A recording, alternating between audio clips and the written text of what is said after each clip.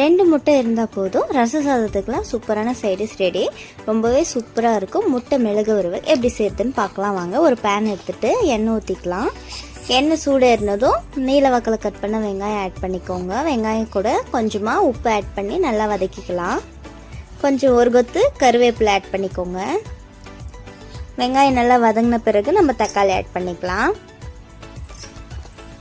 2 தக்காளி ஆட் பண்ணிவிட்டு 1/4 table spoon அளவுக்கு உப்பு ஆட் பண்ணி தக்காளி நல்லா வதங்கட்டும். தக்காளியோட ராஸ்மல் போகிற வரைக்கும் நல்லா வதக்கிக்கோங்க.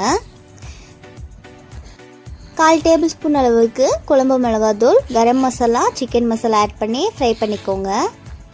மசாலாவோட பச்சை வாசனை போன பிறகு நம்ம முட்டை ஆட் பண்ணிக்கலாம். இப்போ 2 முட்டையை உடச்சி ஊற்றிக்கலாம்.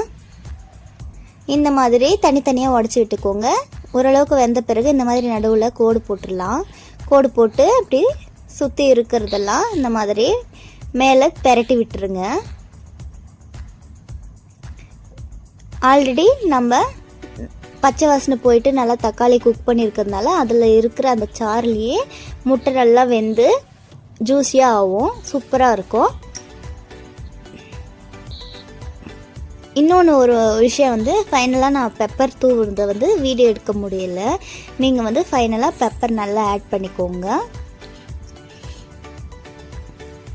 இப்போ பார்த்தீங்கன்னா கொஞ்சம் கொஞ்சமாக இந்த மாதிரி திருப்பி விட்டுக்கோங்க. அந்த மசாலா டேஸ்ட் நல்லா ஜூஸியாக இறங்கும். சூப்பராக இருக்கும். இப்போ பாருங்கள், ரொம்பவே சூப்பரான முட்டை மிளகு வறுவல் ரெடி ஆகிடுச்சு. நீங்களும் ட்ரை பண்ணி பாருங்கள்.